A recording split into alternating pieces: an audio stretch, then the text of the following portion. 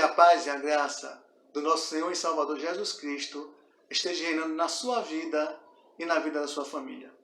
Mais uma vez nos encontramos, irmãos, para compartilhar a palavra de Deus e cultuar ao Senhor, porque Ele é digno de toda honra, toda glória e todo louvor.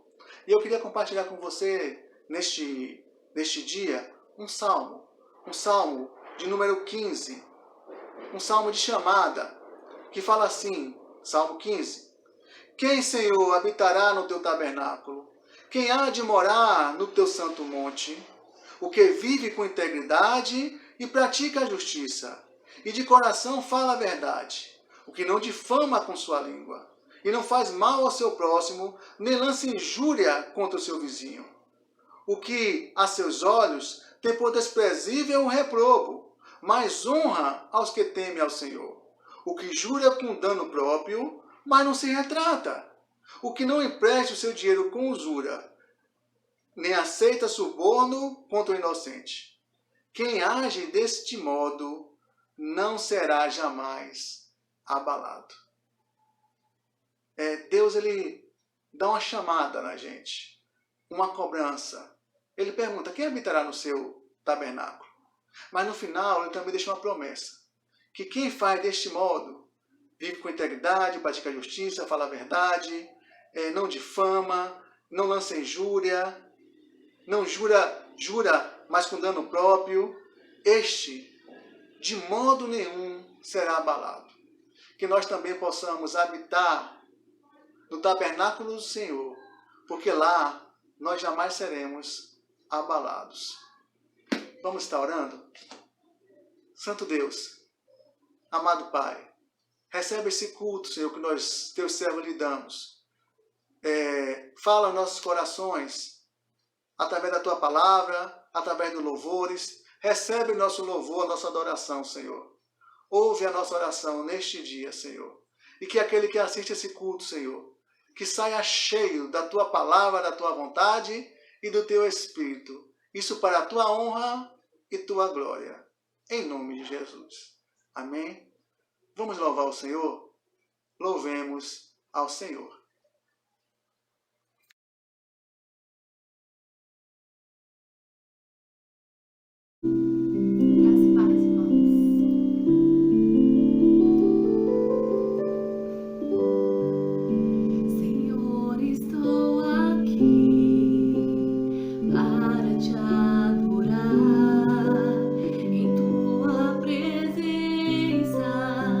Desejo estar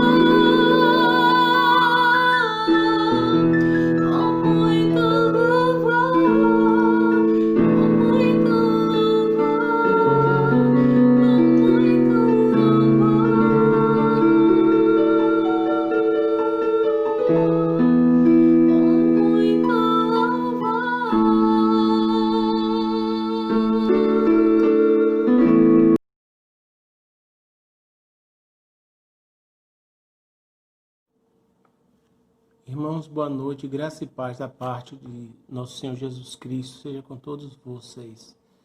Ainda em comemoração ao mês do Homem Batista, eu gostaria de deixar também uma pequena contribuição, para que a gente medite num texto bíblico, onde ele coloca que nós devemos refletir sobre essa responsabilidade de sermos homens batistas, porque pertencemos a uma denominação e temos a bandeira, da nossa igreja, porém, antes de tudo isso, nós somos servos do Deus Altíssimo, nós somos a geração eleita, o sacerdócio real, o povo adquirido, nós somos luz da terra, somos sal da terra também, e precisamos brilhar, precisamos salgar, precisamos fazer diferença no ambiente onde nós estamos inseridos. Então, tem uma música do Grupo Logos que ela fala assim: e se não salgar? E se não brilhar? Para que servimos nós? Então essa pergunta, essa interrogação nos leva a refletir sobre o grande papel de, como servos de Deus, representantes da igreja, como homens batistas, temos na sociedade em que estamos inseridos.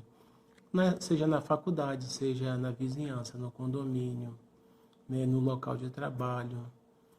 As pessoas precisam ver em nós a luz de Cristo. E essa é uma responsabilidade muito grande que temos de ver, realmente como é que a nossa vida está espelhando a vida de Cristo. E quando Paulo escreve essa carta a Timóteo, no capítulo 2, no versículo 15, ele diz assim: procura apresentar-te a Deus aprovado, como obreiro que não tem de que se envergonhar, que maneja bem a palavra da verdade. Então, aprovado é aquele que não tem restrição, é aquele que é um servo fiel, um servo útil, é aquele que chegou no nível ideal de aproveitamento, no caso de uma escola, uma faculdade, é aquele que está pronto para ser usado, ser servo verdadeiro de Jesus Cristo. Então, irmãos, quando a gente hoje anda pelas ruas, frequentemente a gente encontra pessoas que serviram conosco na igreja, na nossa mocidade. A gente encontra pessoas que trabalharam tanto para o evangelho, pessoas que eram assim dedicadas, pessoas que eram totalmente voltada para o trabalho de Deus, e hoje a gente encontra essa pessoa, aí a gente pergunta: irmão, onde é que você está congregando? Ah, não, eu estou congregando em lugar nenhum, não, eu estou em casa mesmo, leio minha Bíblia em casa, eu oro. E a gente sabe que isso não é igreja. Igreja é juntamento, é congregação, é comunhão, E Paulo fala sobre isso com o exemplo que ele dá de um corpo. Um corpo tem vários membros, mas todos os membros precisam estar interligados. Toda a mão, os pés, a orelha, está tudo interligado. E a gente vê pessoas que muitas vezes estão afastadas do evangelho, pessoas que estão com a vida espiritual fria, pessoas que estão sem nenhum amor, pessoas que estão assim totalmente de fora, do grupo da igreja. E às vezes quando a gente vai perguntar: irmão, como é que está a sua vida com Deus? Você está com alguma dificuldade? A gente quer que a gente ore. A pessoa ainda fica resistente a não querer, uma palavra de exortação. Por isso, irmãos, quando Paulo dá esse conselho a Timóteo, é para que Timóteo tivesse uma vida totalmente dentro daquele parâmetro esperado por Deus, para ser usado por Deus, para ser um vaso de bênção, um vaso idôneo na presença do Senhor. E Paulo também, escrevendo outras cartas, ele diz assim: se aquele que milita, se não militar legitimamente, não é coroado. E as pessoas que se engajam nessa batalha espiritual, se engajam no reino de Deus, elas agora não devem mais se embaraçar com coisas dessa vida. E a gente vê muitas pessoas embaraçadas, com pecado, embaraçadas com problemas pessoais, embaraçadas com falta de testemunho. E tudo isso, irmãos, traz um prejuízo muito grande para o Evangelho, porque o testemunho ele não é dado como ele deveria. Jesus diz assim, ó, vós sereis a minha testemunha aqui em Jerusalém, Samaria, os confins da terra. Nós somos essas testemunhas do confim da terra. Então, como homem batista, é importante a gente pensar o nosso papel, né, de representar a igreja, a nossa denominação, mas mais ainda que tudo isso, apresentar o reino de Deus como testemunha, como alguém que é participante do reino. E Deus quer usar a vida de cada um de nós para fazer o melhor para seu reino. Então, assim, quando Paulo diz que ele deve ser um obreiro aprovado, ele tem que ser aquele obreiro que é um obreiro útil, um servo que seja um servo fiel para ser usado nas mãos do Senhor. Porque se isso não for verdade na nossa vida, pouco vai adiantar a gente falar, a gente pregar, porque a nossa palavra não vai conferir, né? Não vai confirmar com aquilo que a gente vive, e a nossa palavra não vai ter valor. E muitas pessoas hoje estão anunciando o Evangelho, mas elas não estão sendo assim aprovadas no que falam, justamente por isso, por não viver uma vida cristã verdadeira, né? Por isso que a exortação a Timóteo é que ele fosse um obreiro aprovado, que não tivesse nenhuma restrição em sua vida, mas também que manejasse bem a palavra da verdade. E para você manejar bem a palavra da verdade, você vai precisar conhecê-la. Você vai precisar conhecer essa palavra, você vai ter que meditar nela, estudar. Né? Como é que você vai pregar numa coisa que você não sabe? Então, para ser esse estudioso da palavra de Deus, ser aprovado, requer a gente investir tempo na leitura da palavra, na oração, para que o Espírito Santo use a nossa vida, para que a gente seja realmente uma bênção na vida de outras pessoas. Então, irmãos, a importância do bom testemunho, a gente está com a vida totalmente alicerçada no caminho do Senhor, é muito importante. E também a gente não está se embaraçando com coisas dessa vida. Se você quer agradar o Senhor, você não pode estar se embaraçando com coisas dessa vida. Me permitam, irmãos, contar um breve relato, né, de uma transação que eu fiz aqui no interior. Aliás, ia fazer, quando uma pessoa me fez uma proposta da gente fazer um empreendimento imobiliário. Ia ser algo muito lucrativo, rentável. E aí a gente estava combinando comprar uma área e lotear. Aí eu conversando com aquele cidadão que me fez a proposta, aí perguntei a ele assim, olha, eu não sei nada sobre manilhamento, sobre posteação, abrir ruas. Ele disse, não tem problema não, tudo isso aí é comigo, você só vai fazer administrar. Aí quando eu falei de uma parte que a gente ia fazer um loteamento, que ia fazer um calçamento, ele disse, não, isso aí não tem problema não. Isso aí é o pior, é o mais caro, a gente coloca no papel e na verdade a gente não vai entregar essa parte. Aí me acendeu um sinal, porque como é que você vai fazer um contrato? Você vai dar seu nome, você que tem uma vida a zelar, que é cristão, você está em sociedade com outra pessoa, e a pessoa diz que vai ser colocado no contrato, porém a gente não vai entregar, não vai fazer. Então, de imediato eu recebi a resposta de Deus que eu não deveria entrar naquele negócio, porque não era lícito. Então, quando a gente às vezes não dá importância a esses sinais de Deus para que a gente tenha um bom testemunho, a gente vai, né, e termina ganhando dinheiro, importante mas não ao ponto da gente comprometer nossa vida espiritual, da gente comprometer nossa vida espiritual com Deus, né, da gente deixar contratar alguma coisa e não fazer. Então isso é muito grave. Então, irmãos, pense nisso com cuidado, com amor, com carinho, e vamos procurar de todas as formas estar agradando ao Senhor, né? Sermos obreiros verdadeiramente aprovados na palavra, na vida, no testemunho, nas ações, para que assim, mesmo que a gente não pregue uma mensagem, a nossa vida vai ser a nossa mensagem, né? Que Deus nos abençoe e que nós possamos sempre estar dispostos a pagar o preço de sermos verdadeiros cristãos, que vale a pena. E eu tenho assim a certeza que o Senhor vai dizer para cada um de nós naquele dia que chegarmos na sua presença: vinde, servo bom e fiel, entra no gozo do seu Senhor. Quem não quer ouvir, né, uma maravilha dessa? Então que Deus abençoe os irmãos e vamos orando uns pelos outros. Amém.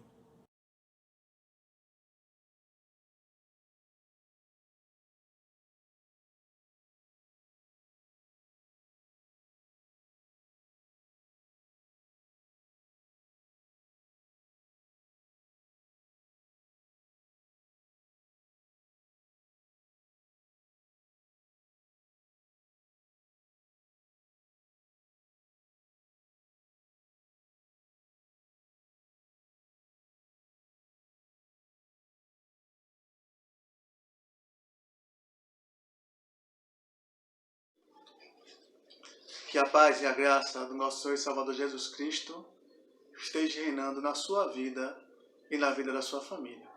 Mais uma vez estamos aqui para estar compartilhando a palavra do Senhor. E o texto que o Senhor colocou no meu coração neste dia, irmãos, se encontra no primeiro livro de Reis, capítulo 18, versículos 20 e 21. Primeiro livro de Reis, capítulo 18, versículo 20 e 21, lá no Antigo Testamento. E fala assim a palavra do Senhor. Então enviou Acabe mensageiros a todos os filhos de Israel e ajuntou os profetas no Monte Carmelo. Então Elias se chegou a todo o povo e disse: Até quando cocheareis entre dois pensamentos? Se o Senhor é Deus, segui-o. Se é Baal, segui-o. Porém, o povo nada respondeu. Vamos estar orando, irmãos?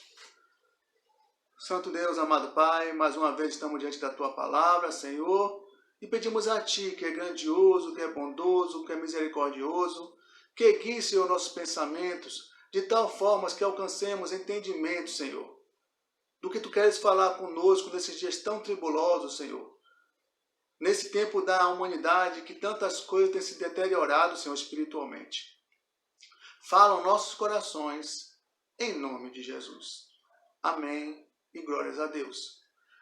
Eu queria compartilhar com os irmãos um tema que muitas vezes a gente não conversa. O título da reflexão é: Por que estamos cocheando?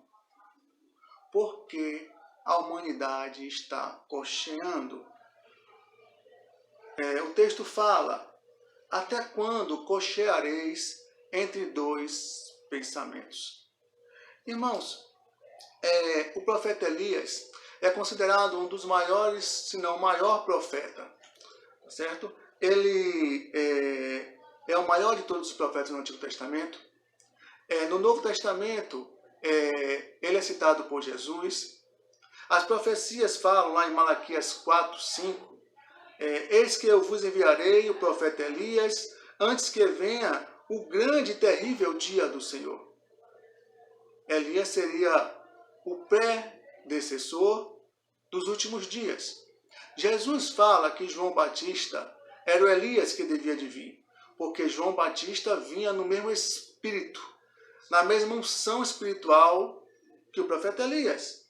Elias é tão importante, irmãos, que no monte, quando Jesus se transfigura para os seus apóstolos, aparecem Moisés, que representava a lei, Elias representando o período profético, os profetas, e Jesus, que era a graça, que é a graça de Deus, o período da graça.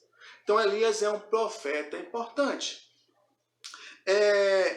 Mas Elias ele enfrenta no seu ministério muita adversidade, irmãos. Elias talvez seja o maior profeta porque ele enfrenta um dos piores períodos que Israel enfrentou. Elias enfrenta um período em que a idolatria, o politeísmo, a adoração a falsos ídolos, a divisão do coração do povo entre o Deus verdadeiro, Yahvé, e os outros deuses, estava cada vez mais forte. O culto ao Deus verdadeiro, Jeová, Yahvé, tinha se diminuído. Até o número de profetas estava reduzido. Mas o culto a Baal, Asterotes, Milcom e outros deuses pagãos estava aumentando.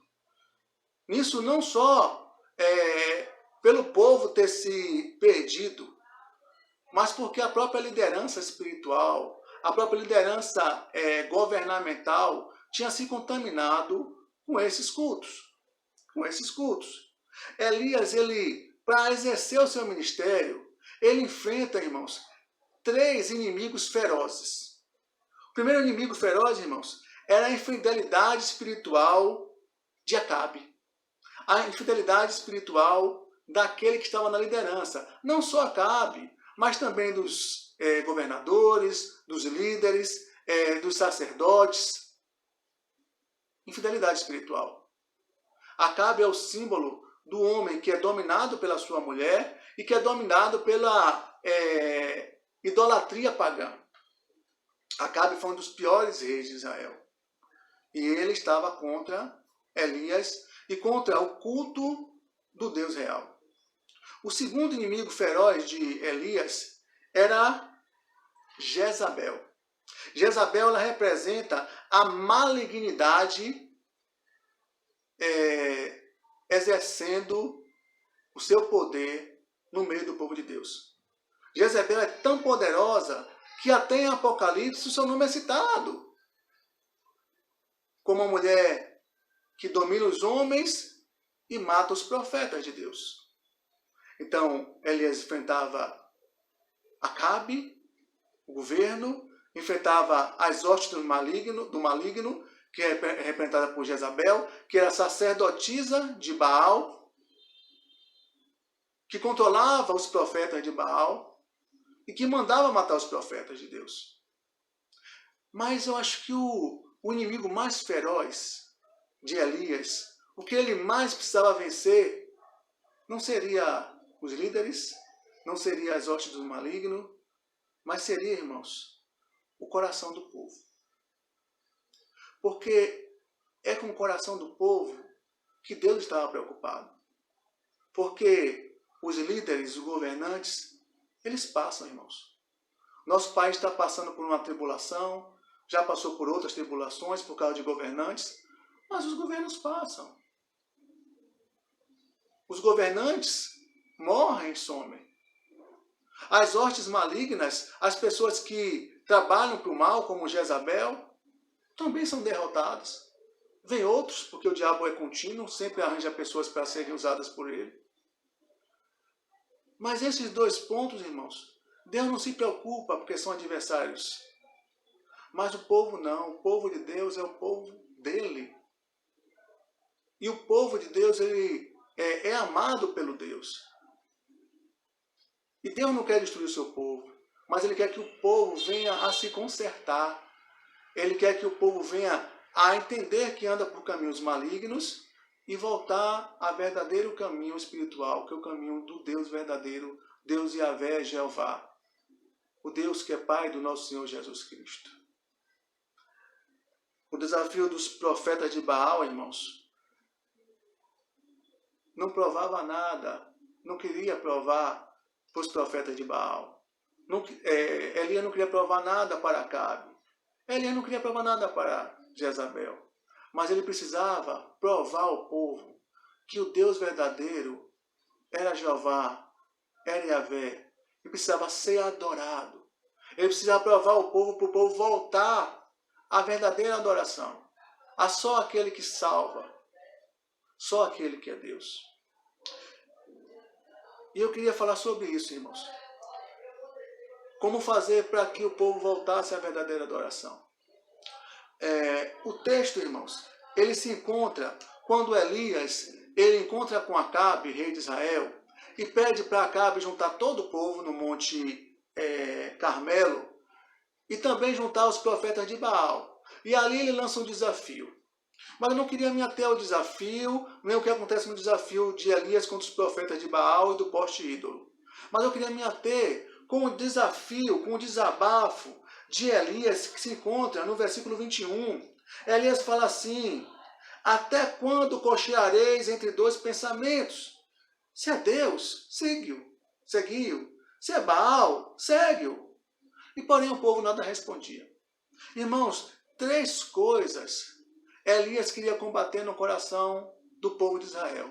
E essas 3 coisas, irmãos, nós como servos do Senhor, como homens e mulheres de Deus, devemos combater também no nosso coração e no coração do povo de Deus e do povo que está lá fora.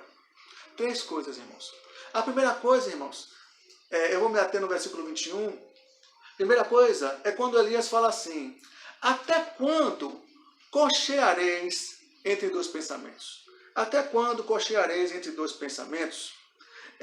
Irmãos, Israel conhecia o Deus verdadeiro.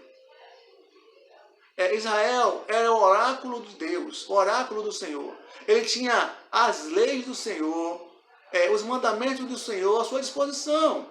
Mas mesmo assim o seu pensamento estava dividido entre adoração a Jeová, Yahvé, adoração a Baal, adoração aos postes ídolos e outros deuses cananeus e filisteus. Elias, ele entende isso. O pensamento do povo de Israel, irmãos, era muito parecido com o pensamento do povo hoje. O povo hoje, irmãos, é cristão, ou se diz cristão, mas tem uma divisão de adoração. Conheço pessoas que se dizem cristãos, mas frequentam a igreja evangélica ou católica, mas também frequentam centros espíritas, acendem velas para santos, fazem correntes de oração, corações, irmãos, divididos. As pessoas, eu não entendo, irmãos, como é que um cristão consegue consultar horóscopo. Outro dia peguei um cristão lendo na internet, vou ver o que é que os astros têm para o meu signo hoje. Igual, irmão, o seu signo não é Jesus? O que nós temos que procurar nos astros soluções para nossas vidas? Horóscopo, sessão espírita, acende uma velinha, corações divididos, irmãos. E o pior não é isso, irmãos. O pior é quando essa divisão espiritual começa a entrar também no meio da igreja cristã evangélica.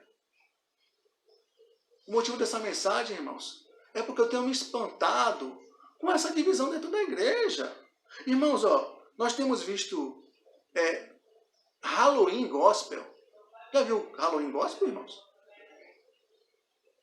O cristão vai para um lugar, ou para um salão de uma igreja, ou aluga um salão em sua casa, e se fantasia de Frankenstein, de vampiro, de bruxa. Aí quando nós vemos, irmãos, a origem do Halloween, nós vemos que é uma origem satânica, irmãos. De adoração a bruxas, de adoração a seres malignos. E até o lema do Halloween, que as crianças americanas fazem, o que chega na casa, gostosuras ou travessuras. Ou peca pela gula, ou peca por ser mal pela travessura. E será que nós, como crentes, podemos fazer o Halloween gospel? O que é que a luz tem a ver com as trevas? E bloco de carnaval evangélico, irmãos? Corações divididos. Eu quero ser crente, cristão. Eu também quero dar umas pulinhas de carnaval. Você acha que é cabível, irmãos? Não, nós vamos para o carnaval evangelizar. Tem um ano todo, irmãos. 360 dias. Os outros 5 é de carnaval. Mas 365 dias, por que não vai evangelizar? Não, estou me guardando para evangelizar no carnaval.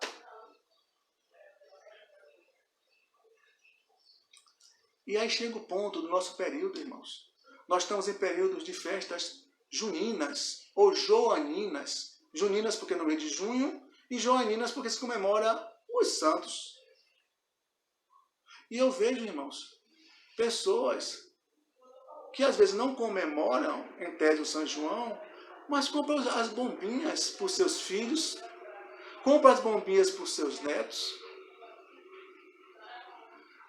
veste os seus filhos, os seus netos de caipira e postam lá. Só são crianças. Mas a palavra de Deus fala que nós devemos ensinar o menino no caminho que deve andar, para quando envelhecer, não venha se desviar dele. Se eu visto meu filho, a minha filha de caipira, de São João, no futuro ele vai dizer o quê? Se meu pai e minha mãe me vestia, é porque é normal. Vou também pular a fogueira de São João. Vou tomar o licor de São João. Corações divididos, irmãos. E eu acho que a pior guerra espiritual é essa, convencer pessoas que o seu coração ainda não está totalmente com Deus, que não está totalmente com Cristo, ainda está nas festas que fazia antes. Eu sei, irmão, que cada um tem o seu caminhar de santificação diferente. Já preguei sobre isso. Mas daí a levar essas coisas e achar que é normal, é outros 500, irmãos. Tem um parente que já foi evangélico, que já foi cristão. Se é que alguém pode ser cristão e deixar de ser. Mas hoje veste sua filha de caipira, dá fogos de São João e manda a menina gritar, viva São João. Eu acho incompatível, irmãos. Incompatível. Elias fala, se Jeová é Deus, segue-o. Se Baal é Deus, segue-o. Agora escolhe. Você não pode ficar dividido entre ser cristão ou ser outra coisa. E ser outra coisa, irmãos? Mateus 6, 24, abra aí na sua Bíblia. Mateus 6, versículo 24. Jesus fala assim, ninguém pode servir a dois senhores, porque ou há de aborrecer a um e amar o outro, ou há de se devotar a um e desprezar o outro. Não se pode servir a Deus e a Mamon. Em algumas versões, riquezas. Não se pode servir a Deus e o Halloween. Não se pode servir a Deus e o Carnaval. Não se pode servir a Deus e o São João. Isso não quer dizer, irmãos, que você não possa comer sua canjica, o seu milho, o seu amendoim. Sabe por quê? Porque tudo vem de Deus. Deus criou o amendoim, criou o milho, criou a canjica, tudo é de Deus. O problema que eu falo é outro. É questão de você dividir o seu coração com essas coisas. Tiago, capítulo 4, versículo 8. Tiago fala assim, chegai-vos a Deus, e ele se chegará a vós. Purificai as mãos, pecadores, e vós que sois de ânimo dobre, limpai o vosso coração. Tiago falou, você que tem um ânimo dividido, o coração dividido, limpe seu coração. Não seja mais dividido, mas escolha. Mas escolha. Há coisas, irmãos, que são incompatíveis para o servo de Deus, para o cristão evangélico. Outras igrejas que se dizem cristãs podem fazer essas coisas. É a escolha deles. Não tenho nada contra isso. Cada um faz o que escolhe. Mas se eu escolhi servir a Deus da forma evangélica, da forma cristã, eu tenho que entender que tudo isso é errado. E eu não posso estar com meu coração dividido entre as duas coisas. A primeira batalha de Elias com o povo era o coração dividido, irmãos. Segunda coisa que Elias tinha que enfrentar no coração do povo era a indecisão, a dubiedade. Ainda no versículo, voltamos lá, a 1 Reis 18, versículo 21, Elias fala assim, se o Senhor é Deus, segue-o. Mas se for Baal, segue-o. Irmãos, o que Elias queria dizer é que Deus não força ninguém a servir a ele. Você tem uma coisa que se chama livre-arbítrio.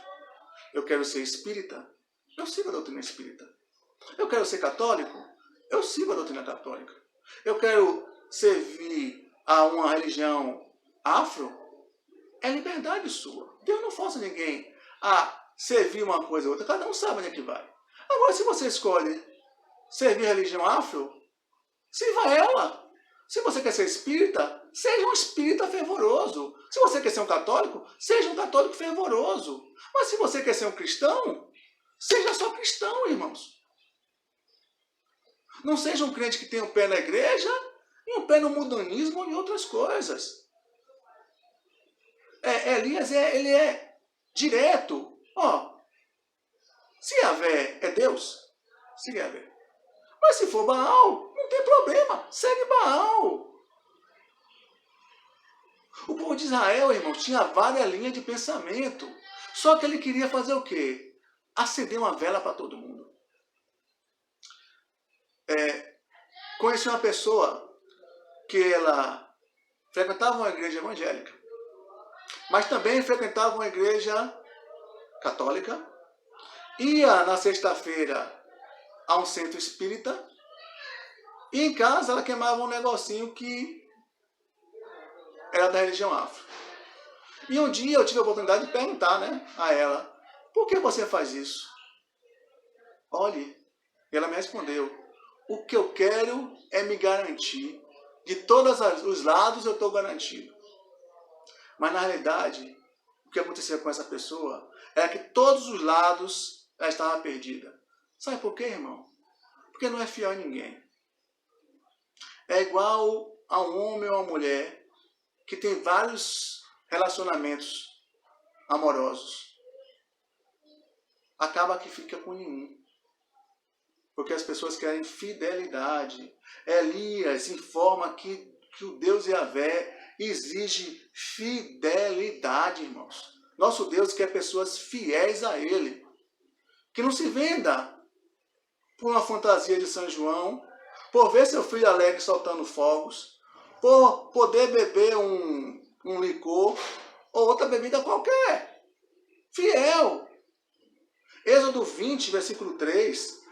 Não terás outros deuses diante de mim. Primeiro mandamento do Senhor, irmãos. Não terás outros deuses.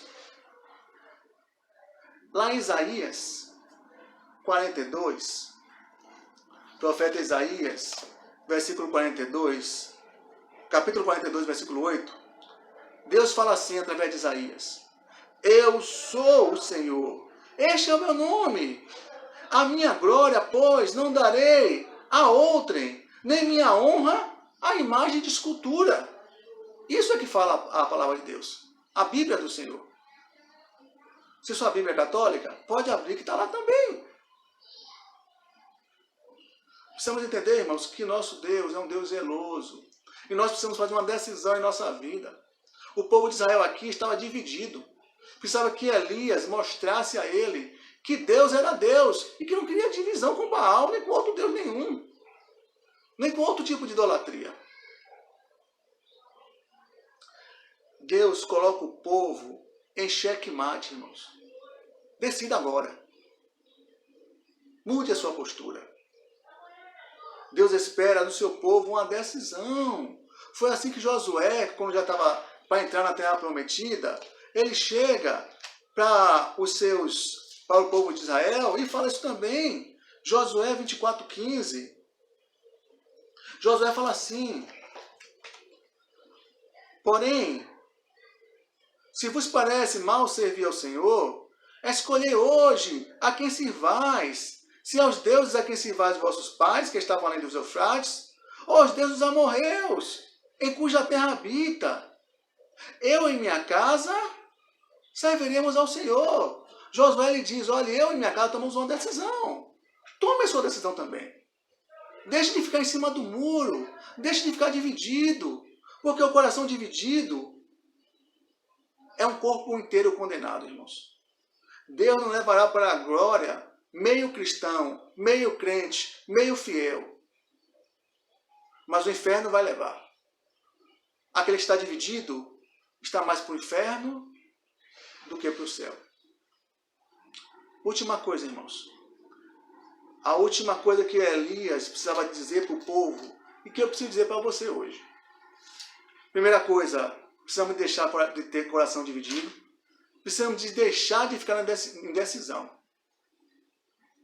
na dubiedade. E a última coisa, irmãos, finalizando o versículo, lá voltando a 1 Reis 18, no finalzinho do versículo 21, ele fala assim: porém, o povo nada lhe respondeu. Por que o povo ficou em silêncio, irmãos? Será que o povo ainda estava em dúvida, irmãos? Eu vejo, irmãos, que o povo ele estava indiferente. Indiferente. Aí eu vou continuar adorando a Yahvé, vou fazer meu sacrifício lá a Baal, de vez em quando eu faço uma fezinha a Asteroides, vou lá no Porte Ídolo, participo daquela confusão lá, e tá tudo certo, não tô nem aí.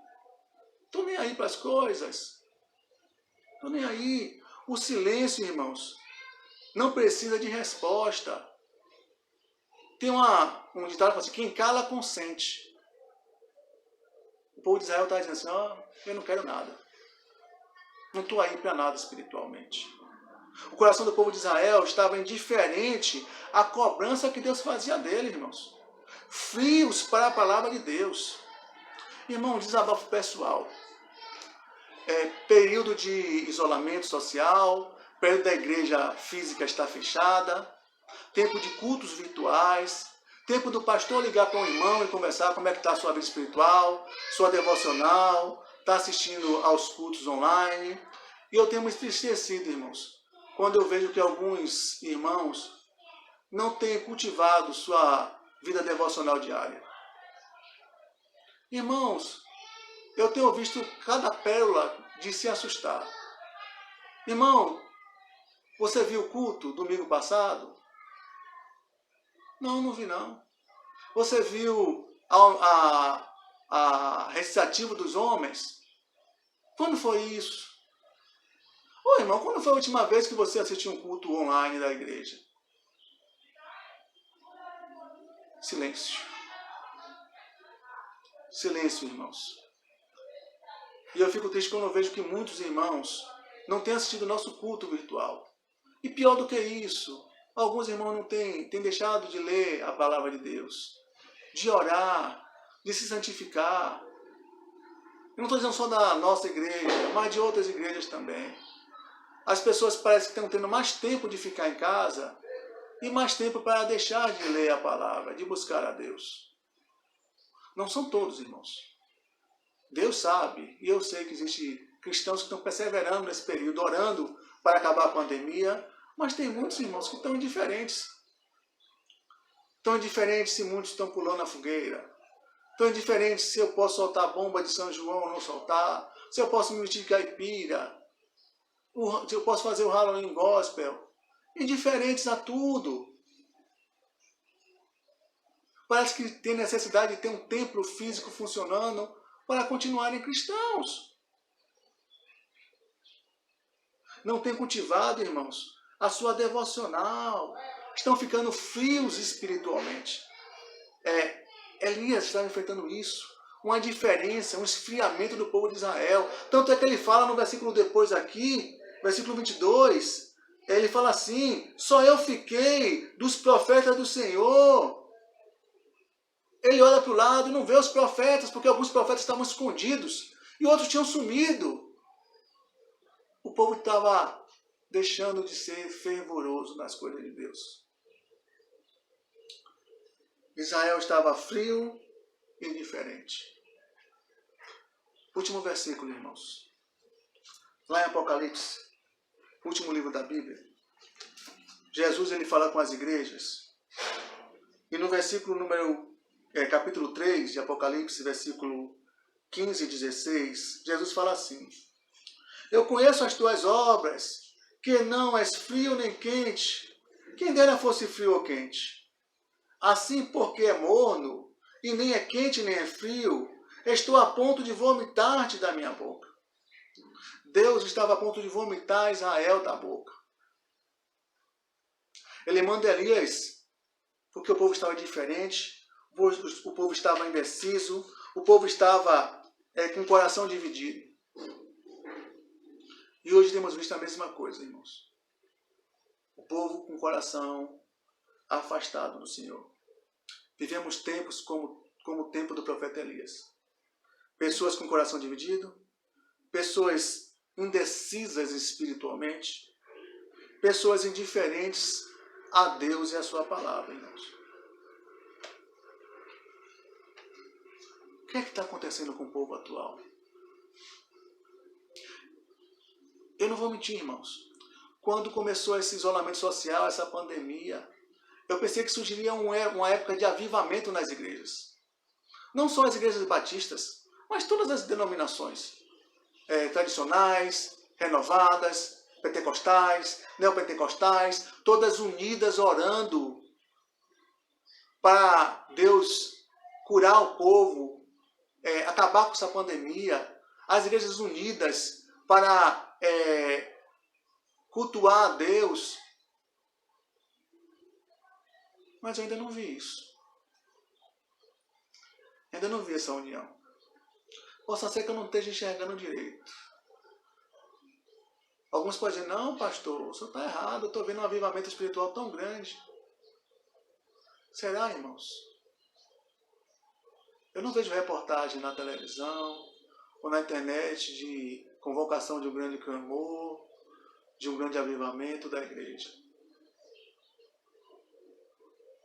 O que será que está acontecendo? Será que o povo está ficando igual o povo do tempo de Elias? Que precisam ser sacudidos para provar que só o Senhor é Deus? Se nós formos olhar o resto da história de Elias no Monte Carmelo, nós vemos que Elias faz o sacrifício. Primeiro os profetas de Baal fazem o sacrifício dele, não são atendidos. Depois Elias faz o sacrifício dele e Deus se manifesta com fogo.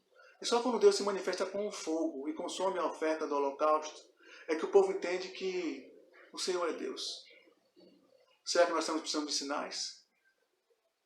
Será que existe um sinal maior do que essa pandemia?